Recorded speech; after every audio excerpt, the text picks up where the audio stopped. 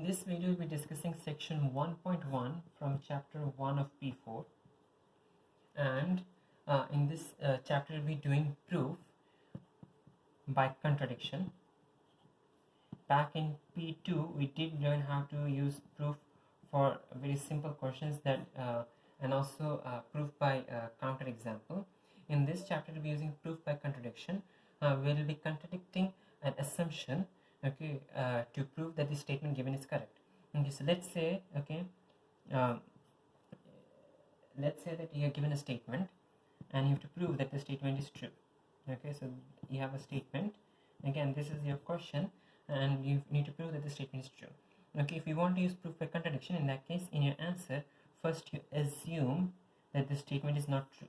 Okay, first you assume that the statement is not true.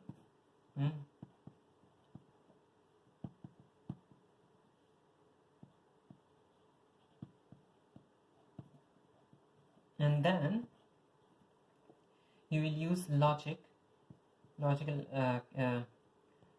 deductions to reach a contradiction.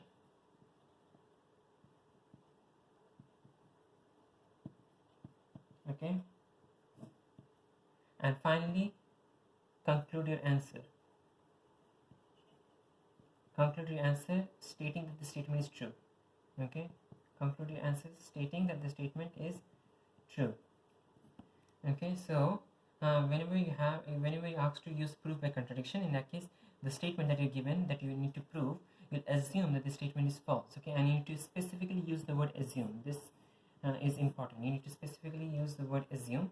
Okay, and once you prove that the statement is false, then you'll use logic to reach a contradiction. Okay, this contradiction could be such that, like, it could be contradicting your assumption, or it could be contradicting some other known fact. So let's say that you get something, you get a statement where it says that that an odd number is even. Well, an odd number number cannot be both odd and even. So in that case, that is a contradiction. Or if you have a statement that says that, let's say that you assume n is a multiple of 3, but over here in the final conclusion, in the logic, you notice that n cannot be a multiple of 3. In that case, you'd reach a contradiction. Okay, so contradiction is anything that is against. Okay, so you get a contradiction that states that your statement cannot be true, or some other law of some other mathematical rule, okay, or theorem is violated. Okay, so once you reach that contradiction, you can finally say that the statement is that the assumption is false, and therefore in the final answer you need to conclude it, okay, and state that the statement is true. Okay, so you need to repeat your statement. Repeat a statement and that the statement is true. Okay, so again, two important things: that the first statement needs to have the word assume in it. Okay, you need to assume it, and the last you need to repeat the statement. Now so the first step is easy, the last step is easy too, but talking about the logic though, here you actually do not have anything. Okay, so this chapter is only introducing you to the concept of proof, but when it comes to the logic though, okay, there is nothing that this chapter is actually going to is teaching you extra, okay, about what logic to use. Okay, so this chapter actually draws on all the mathematics that you learned in your prior years. Okay, and you'll be using that knowledge to construct a proof over here. Okay, there is nothing specific that you need to use in every in a particular question. Okay, every question could be asking about different concepts, different statements, and you might need different answers. Okay, different information, different ways of working out the answer. But in general, let's say that if you have a statement, okay, there are certain things that do repeat a lot many times. Let's say that if n is even, where n is a number, where n is an integer, in that case n can be expressed. Okay, if n is an even, in that case n can be expressed as 2 times k. Okay, where k is again an integer. Okay, so if n is even, in that case n can be expressed as 2 times k, where k is an integer. If n is odd, in that case n can be expressed as 2k plus 1, where k is an integer, because 2k is going to be even, 1 is going to be odd.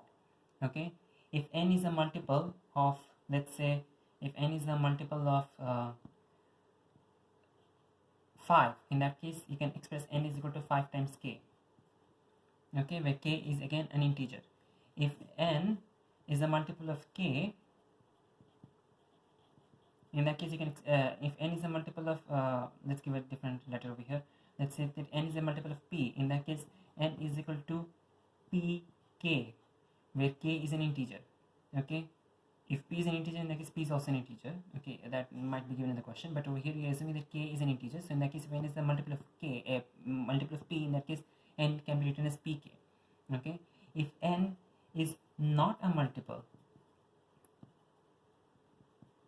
of, let's say, 5, okay, if n is not a multiple of 5, in that case n cannot be equal to 5k, but we could have several different options. We could have n is equal to 5k plus 1, remainder 5k, remainder is 1, n is equal to 5k plus 2, remainder is 2, n is equal to 5k plus 3, remainder is 3, n is equal to 5k plus 4, remainder is 4. N equals 5k plus 5 is actually a multiple of 5. Okay, so we're not writing n equals 5k plus 5. Okay, that will be a multiple of 5 still. So if n is not a multiple of 5, in that case you could have all possible remainders. You could have remainder 1, remainder 2, remainder 3, remainder 4. So in that case you have 4 options for n. Okay, so these are certain things that you can you might need to use in your statement. Now on the other hand, we also need, okay, the general info when we talk about numbers, the set of numbers, in that case we have natural numbers. Okay, these are numbers such as 1, 2, 3, 4, 5, 6 and so on. Okay, and it is represented by this capital letter N. Okay, we have the natural numbers are a subset of the set of integers. Integers includes natural numbers and also 0 and also negative numbers. So -6, -2, 0, 1, 2, 3 are all integers. Okay, integers are a subset of the set of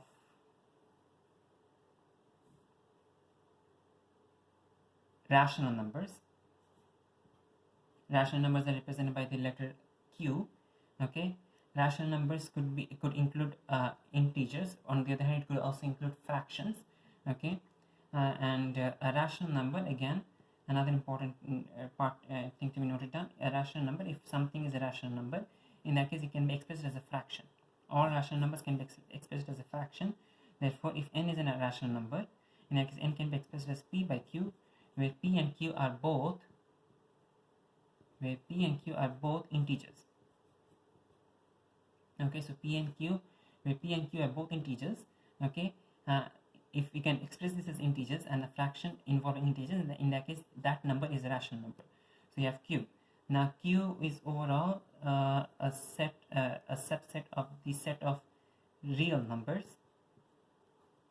Okay, which is represented by the capital letter R, and the set of numbers which are not rational but are real, that is a set of irrational numbers. And sometimes you could express that using the letter I. Okay, but you will not be using that as much. Now the set of real numbers is a subset of the overall set of numbers, the universal set of numbers. Okay, the universal set of numbers. Okay, the real number set is a subset of that universal set of numbers. Numbers which are not real but are in this universal set of numbers, those are not real, and those could be either imaginary or complex.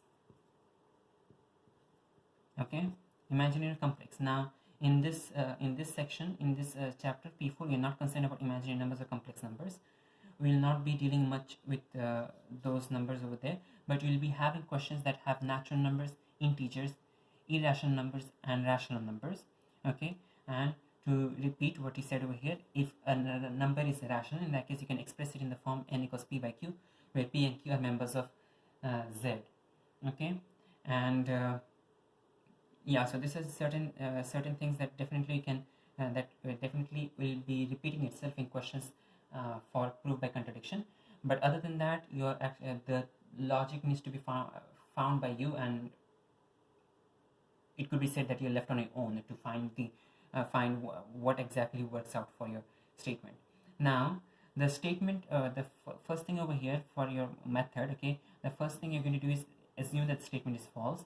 This process, okay, this thing is also called by this can also be called negating the statement, okay, negating the statement.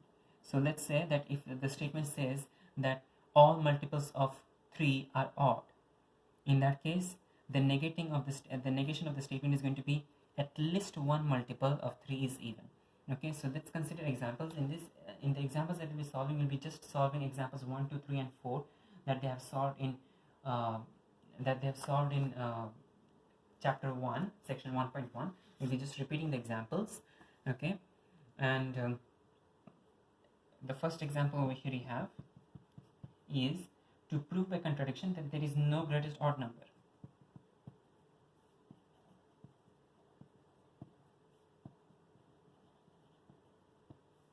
To prove by contradiction that there is no greatest odd number.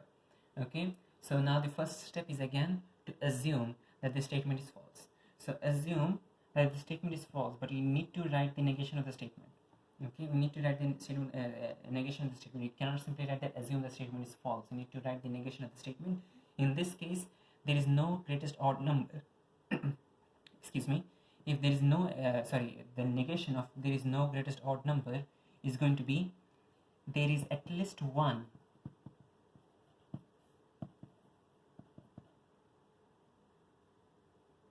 there is some greatest odd number.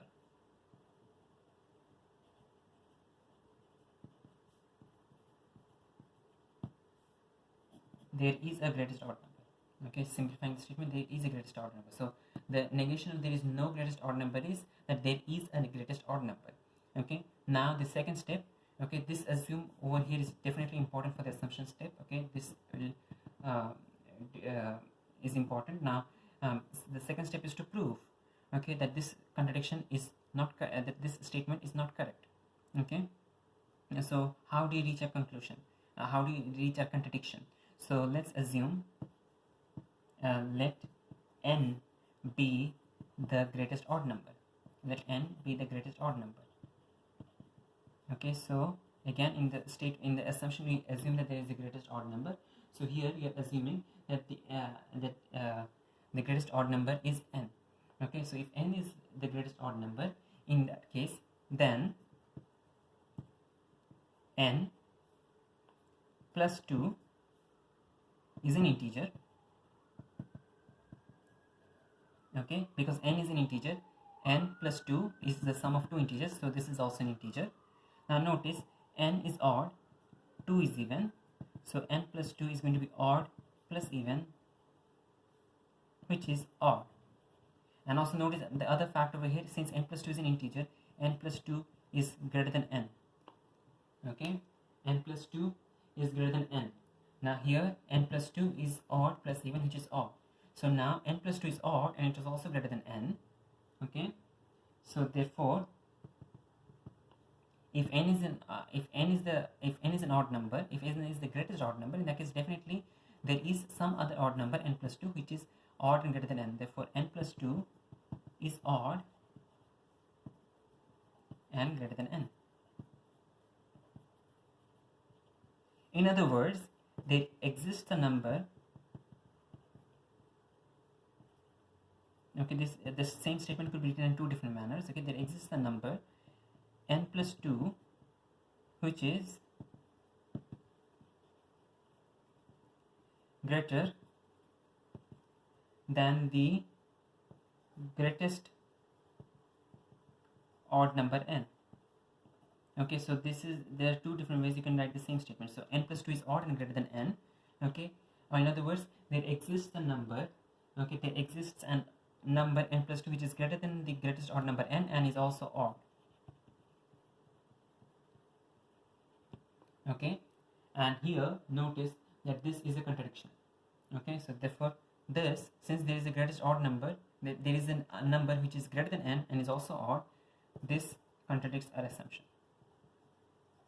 Okay, so we finally reached our assumption. This contradicts our assumption. Okay, we do need this statement as well. Okay, this contradicts assumption, because this is basically the should I say the essence of a proof. Okay, we are doing a contradiction proof over here, therefore we do need to mention that statement. Okay, that this contradicts the assumption that there is a greatest odd number. Okay, this contradicts our assumption that there is a greatest odd number. Finally, do need to repeat the statement, therefore there is no greatest odd number.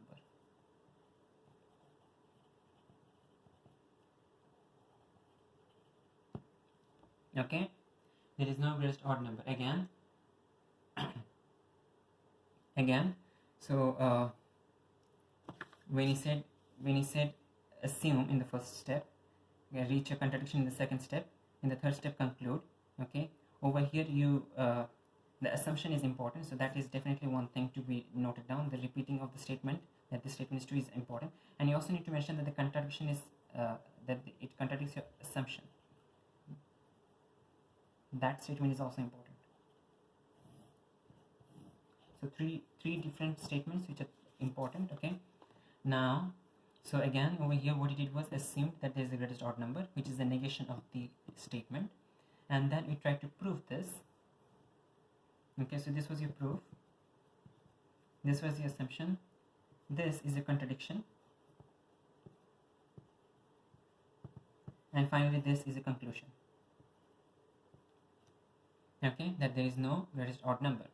Okay, now the proof, notice, okay, there is no particular rule for the questions that you have in your P4 examination, okay, about what concept you need to use. Okay, it all has to be from you. Okay, you need to draw on your previous knowledge to decide what kind of how you'll be proving, and how you'll be moving on with your problem. Now let's consider the next example. In example 2 we have proof by contradiction that if n square is even, in that case n must be even. If n square is even, in that case n must be even. Okay, so this is a statement. Now the first step is again assume. Okay, assume that the statement is false. So the statement over here being false, okay, the negation of the statement is going to be assume that if n, that there is some n, for some number n square is even but n is odd. For some number n square is even but n is odd. Okay, that is the negation of this statement. Okay, if n square is, this one says that if n square is even, n must be even. The negation is going to be for some n square is even but n is odd. Okay, now you need to be careful about the negation. Okay, sometimes it is easy to make an error over here. Okay, the negation of this statement is not that if n square is odd, n is odd, or if n square is even, all n must be odd.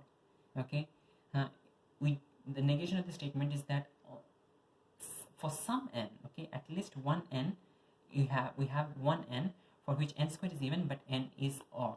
Okay, that is the negation of the statement. Okay, you need to be extremely careful while you form this assumption over here. Now, okay, the next step is to use the proof, is to prove this. Okay, so we can start from, notice that we have n square equals, n square is even but n is odd, so we do have to use the fact that even numbers can be expressed as multiples of 2, but odd numbers cannot be expressed as multiples of 2. They're going to have a remainder of 1. Okay, so if n square, okay, since n is odd, in that case n square can be written as 2k plus 1 the whole square. Okay, n square can be written as 2k plus 1 the whole square. Okay, where k is an integer. Where k is an integer, can also be written as k is a member of z. Okay, so for some k which is a member of z, okay, n can be written as 2k plus 1. Okay, so for some k which is a member of z, you can write n is equal to 2k plus 1, therefore n square is equal to 2k plus 1 the whole square. Okay, because n is odd. Okay, therefore you substitute this odd number inside. Okay, now what happens, we can simplify this expression. We get n square is equal to 2k plus 1 the whole square becomes 4k square plus 4k plus 1, expand the bracket. Now 4k square plus 4k is even. Okay, we can write this as a multiple of 2. We can write this as a multiple of 2, take 2 as a factor out, 2, and then we get 2k square plus 2k plus 1. So now therefore this is even and this is odd. Therefore n square is equal to even plus odd, which is odd. Okay, this contradicts a statement that for n square, this contradicts an assumption over here. Okay, so over here this contradicts our assumption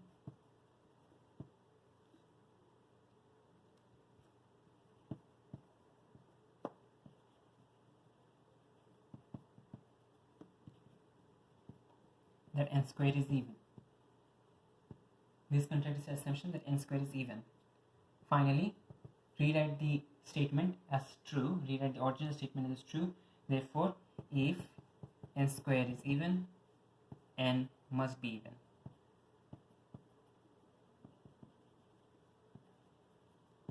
Okay, again, first step, assumption. Second step, the proof. Third step, contradiction statement. Fourth step, conclusion. Okay, in the first step we assumed that the statement is false, so n square is even but n is odd. In the second step we did the proof. In the third step we are using the second step to write the third step. Notice that here we said n square is even, but over here we found that n square is odd. Therefore this proof contradicts our assumption that n square is even. This contradicts what is important over here. Okay, assuming what is also important over here. Okay, and therefore finally we write a conclusion that if, since a statement assumption is false, since the assumption has been proven false, therefore if n square is even, n must be even. Alright, now let's consider the next example, example 3 on page 3. Example 3 on page 3, and in this one, this is more, the previous two examples were definitely easy examples because they had to deal with only odd and even numbers. This example is going to deal with rational numbers. Okay, is definitely more complex than the previous one. So here the question is to prove by contradiction that root 2 is a rational number. Root 2 is a rational number. Okay, so this is the statement that needs to be proven, that root 2 is a rational number. Now first step is again assumption. Okay, so assume, the word assume is important, that root 2 is an, you need to prove that root 2 is an irrational number, excuse me. Okay, now we are assuming that root 2 is a rational number. So if root 2 is a rational number, okay, now continuing with our, so this is the statement, assuming root 2 is a rational number. Now we will continue the proof. If root 2 is a rational number, therefore root 2 can be expressed as p by q. Okay, because rational numbers can be expressed as fractions, where p and q are integers, or in mathematical terms, p and q are integers can be written as p comma q are members of z. Okay, both of these are acceptable. You could write either of them. Okay, so p and q are members of z. Okay, and root 2 is equal to p by q. Now over here for this particular proof, the first assumption is done. Now over here we'll be proving it, but for this particular proof we also are assuming, okay, assume that p by q is in its lowest form.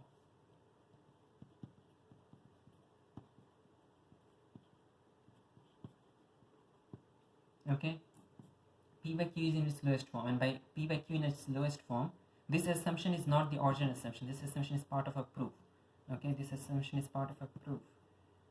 Okay, that was the original assumption. So this assumption is part of a proof though. Okay, so assume that p by q is in its lowest form, and by lowest form we mean that there are no common factors. Okay, so p and q do not share any common factors. So if you consider numbers, let's say that if we had 14 by 21, 14 by 21 is not in its lowest form. Both of them have a factor 7, and this becomes 2 by 3. 2 by 3 is in its lowest form. And 90 by 100 is not in its lowest form. We can simplify this, you get 9 by 10. 9 by 10 is in its lowest form. Okay, so over here P and Q do not have any common factors, therefore P and Q are in the lowest form. That is what we are assuming. Now, if root 2 is equal to P by Q, in that case, we can square both sides. We get 2 is equal to P square by Q square. 2 is equal to P square by Q square. And then, let's take Q square to the other side. We get P square is equal to 2 times Q square. Okay? So, notice that the right hand side is even. 2Q square is even. Okay, so since 2Q square is even,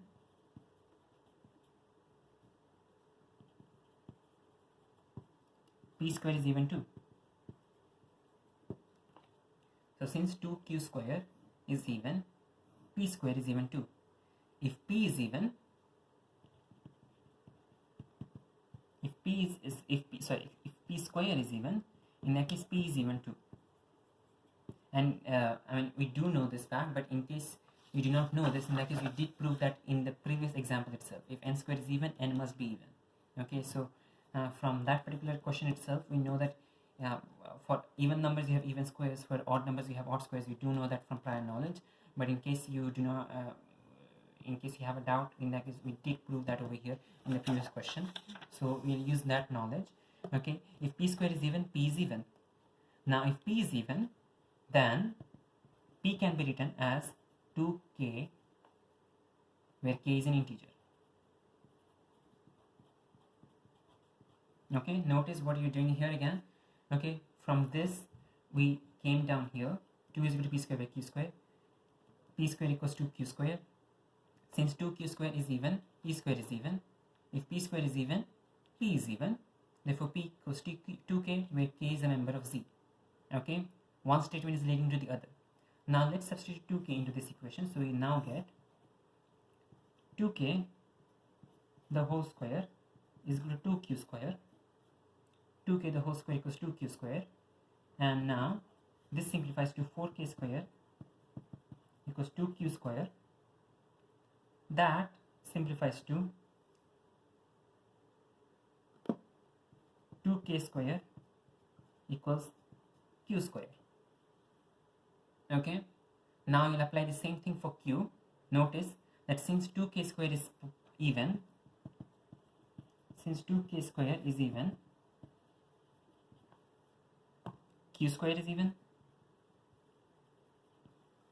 Since q square is even, q is even. Okay, so since q square is even, q is even. Now we actually have reached a contradiction, because notice that both P and Q are even then. In other words, they share a common factor.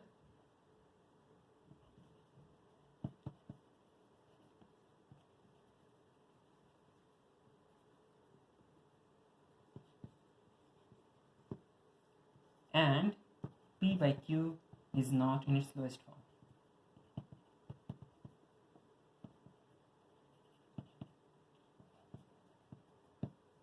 This contradicts this assumption.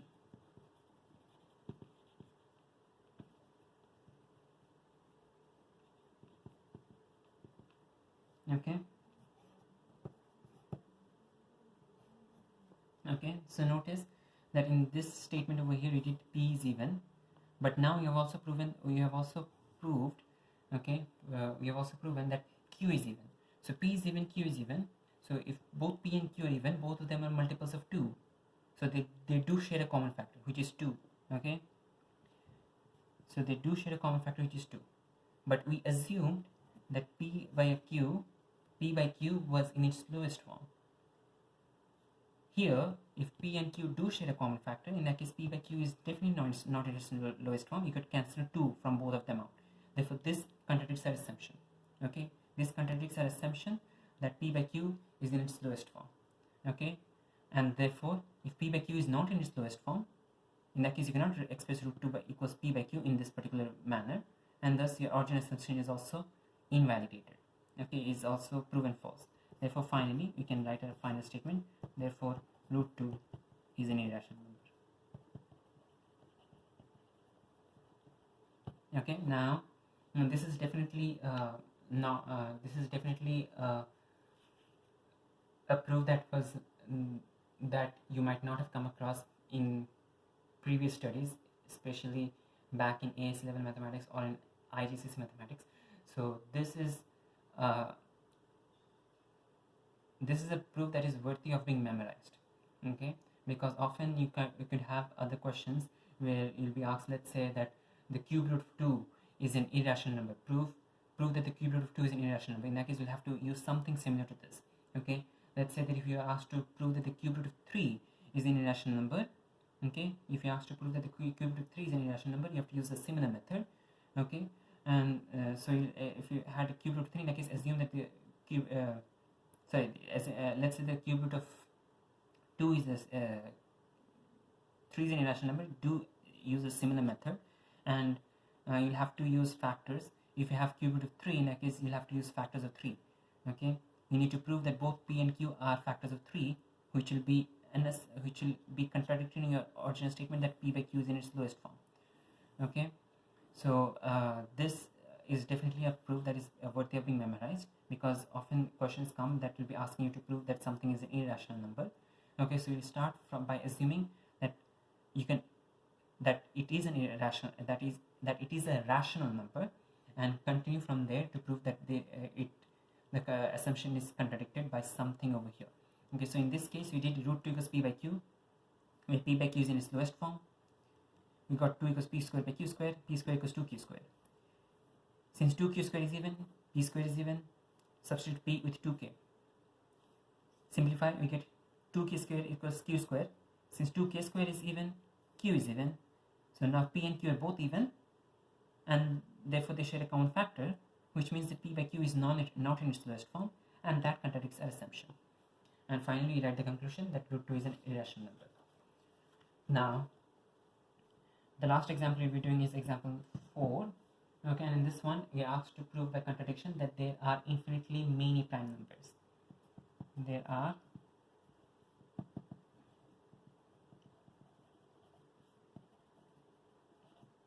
infinitely many prime numbers, okay. There are infinitely many prime numbers, okay. Now the assumption, the first step will be the assumption,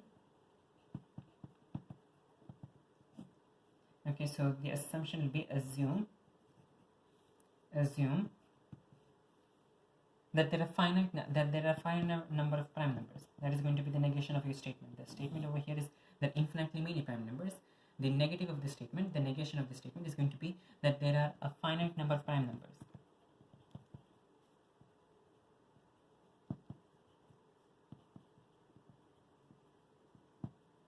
Okay, and that there are a finite number of prime numbers. Now if there are finite number of prime numbers, you can, in a proof you can start writing that let these numbers be p1, p2, p3, so on till pn. Let's say that there are only n prime numbers, okay. In the entire set of numbers there are only n prime numbers, okay. So and this is the set, this is the sequence of prime numbers p1 till pn. There are only n prime numbers. Now, okay, let's consider n is equal to, let n be equal to p1 times p2 times p3 times p4, so on till pn, and to the entire number we are adding 1. To the entire number we are adding 1, okay. Now if we add 1 to this entire number, and notice that any number n will have a certain number of prime factors, okay. So let's give some numerical examples, okay. Let's say that if we had 42, in that case we learned back in lower classes that 42 can be broken down into its prime factors. 42, you have 2, then you have 21, you have 3, and then you have 7. So you can write 42 as 2 times 3 times 7, okay. 42 can be written as 2 times 3 times 7, okay. Every number can be written down as a factor, as a product of prime factors. Okay, let's consider another example. In this example we have 392. Okay, so 392 can be written as 2 times 196, 2 times 98, 2 times 49, 7, 7. Or in other words, 392 can be written as 2 cube into 7 square. Okay, here we have 2 repeated thrice and 7 repeated twice. Okay, but the main point over here is that every number can be written as a product of its prime factors. Over here, if since we have considered this number n equals p1 times p2 times p3 and the whole times till p raised to n multiplied, all the numbers multiplied, and then we added 1 to this. Now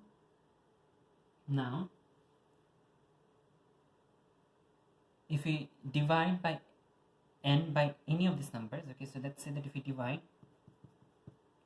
n is divided by any of these prime numbers,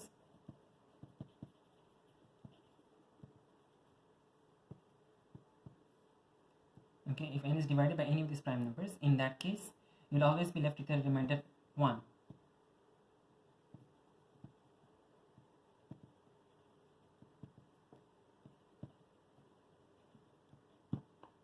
Okay, if n is divided by any of these prime numbers, in that case the remainder is always 1. Okay, the remainder is not 0. So let's say that if we divide this by p1, in that case the quotient is going to be p2 till pn, remainder 1. If we divide this by p3, the quotient will be p1 p2, then p4 till pn, and then remainder 1. If we divide it by pn, in that case the quotient will be p1 till pn minus 1, and the remainder is going to be 1. The remainder is never 0. In other words, n, okay, is not a multiple.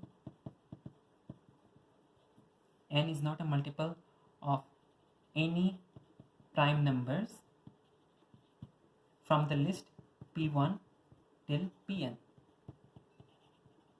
Okay, n is not a multiple of n is not a multiple of any of the prime numbers from p1 till pn. Okay, so since n is not a multiple of any of the prime numbers from p1 till pn, therefore n has a prime factor which is greater than pn. N has a prime factor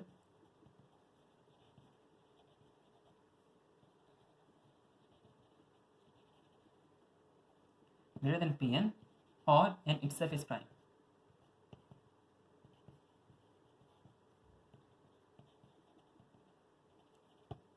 Okay,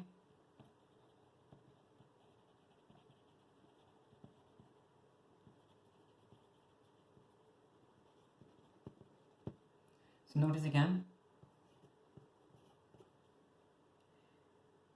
if we divide n by any of these prime numbers, in all the cases you're getting a remainder of 1. We're not getting a remainder of 0. So in other words, n is not a multiple of any of our prime numbers p1 till pn.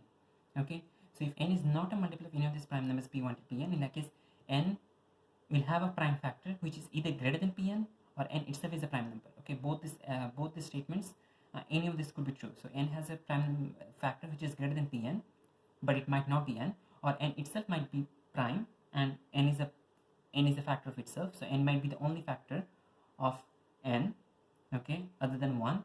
So both these statements actually contradict our assumption. Okay, our assumption was that there are a finite number of prime numbers, okay, and the finite number of prime numbers ended at pn. Okay, from p1 to pn, that was a finite list. But over here now you're proving that there is definitely some prime number which is greater than pn, or n itself is prime. Okay, so therefore this contradicts our assumption.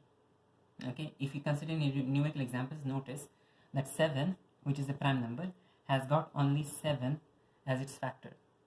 Okay, it is not divisible by any other prime number. Okay, 53 is also divisible by only 53 and 1.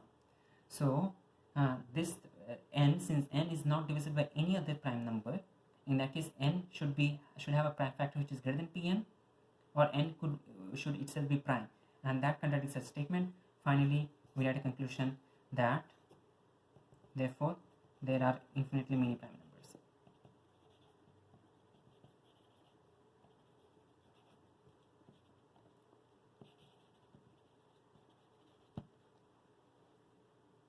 Okay, so repeating what we did over here, we assume that there were finite number of prime numbers. That is the negation of your original statement in the question. Okay, and so if there are finite number of prime numbers, in that case let these numbers be p1 till pn. Now in this one we did multiplied all of the prime numbers and then he added 1 to this. Okay, so this is n and this is definitely an integer. Okay, n is definitely an integer. Okay, now if n is divided by any of this prime number, you always get the remainder 1. Okay, if n is divided by any of the prime numbers, you always get a remainder 1. Therefore n is not a multiple of any of these prime numbers, or in other words you can also rewrite this as none of these prime numbers are a factor of n. Okay, so since none of the prime numbers is a factor of n, so since none of these prime numbers is a factor of n, either n must be prime or n must have a prime factor which is not in this list. Okay, so n must have a prime number which is not in this list. Let's rewrite this. N has a prime factor which is not in this list. N has a prime factor which is not in this list. Okay, and this statement contradicts our assumption. So since this statement contradicts our assumption, finally you can write that our statement, the original statement that was given to us, was true. Again, this is a proof that is worthy of being memorized. Okay, if you have proofs that involve prime numbers, in that case you can use some modified version of this proof to help answer those questions. Okay, but again, generally speaking, the logic that you use for your question is up to you. You need to draw upon previous knowledge to help prove that your assumption is false. The only thing that this chapter is teaching you is that the structure of this proof is supposed to be that you have to first assume, then do the logic, then write down the contradiction, reach the contradiction, and finally rewrite the original statement as being true. All 4 stages are necessary.